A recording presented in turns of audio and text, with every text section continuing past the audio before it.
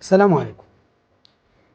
واحدة بتشتغل في ترميم الآثار، تقوم تاخد غويشة دهب أثرية من أيام الفراعنة قديمة وتسرقها عن طريق المغافلة، خبتها وتروح تبيعها لواحد بتاع دهب، يقوم يشتريها منها، ياخد الغويشة الدهب يديها لواحد تاني علشان يسيحها ويعملها مع دهب تاني.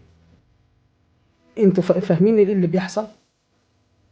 واحدة فاهمة في الآثار، عارفة قيمة الأثر، عارفة قيمة أي حاجة أو أي قطعة، شغالة في الترميم، لما تسرق غويشة دهب تروح تبيعها على إنها دهب، وبتاع الدهب عامل نفسه عبيط وهبة، مش فاهم إن دي قطعة أثرية، ياخدها يسيحها عادي. قطعة زي دي لا تقدر بتمن، لا تقدر بتمن، تتعامل على إنها مجرد دهب عادي زي أي دهب. دمرتوا الأثر، سيحتوه، ضيعتوا جزء من تاريخ بلدكم علشان ايه؟ 180,000 جنيه خدتهم. طب مش عارفه ان انت هتتجابي؟ مش عارفه ان الكاميرات مرشقه في كل حته، في الترميم وفي المخازن وفي المتاحف، يعني لو حاجه صغيره هتتجاب؟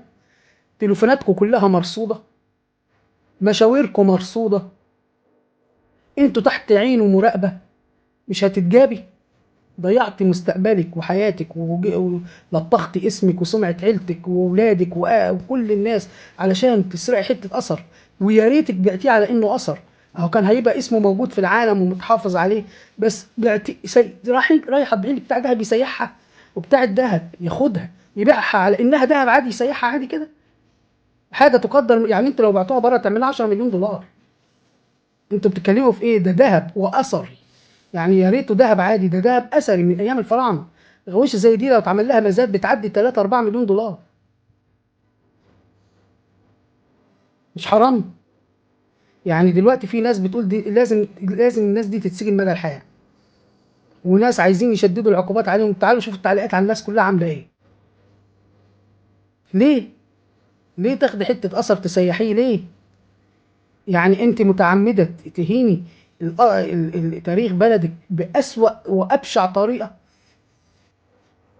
حرامي وغبي وشغاله في الترميم. طب ازاي؟ ازاي؟ مين اللي شغالك اللي شغالك في الترميم ده يتحاسب؟ ده اولا بتهمة الغباء، بتهمة الغباء. راحت بعيد 180.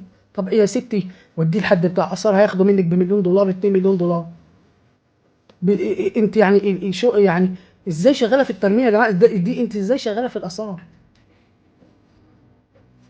بجد لازم عقوبه مشدده ترجع، يعني تطفي اقول ايه، من ارتفاع الضغط اللي انتوا جبتوه لنا. على الصبح نلاقي الخبر ان الغويشه اتسرقت واتسيحت. لا اله الا الله. وكل اللي خدها غبي. كل اللي اشتروها اغبياء. 3 اشتروها، بتاعت الترميم اللي سرقتها، والراجل بتاع الذهب اللي اشتراها الغبي، والراجل اللي اشتراها عشان يسيحها الاغبى منه. كلكم مش واخدين بالكم ان ده اثر؟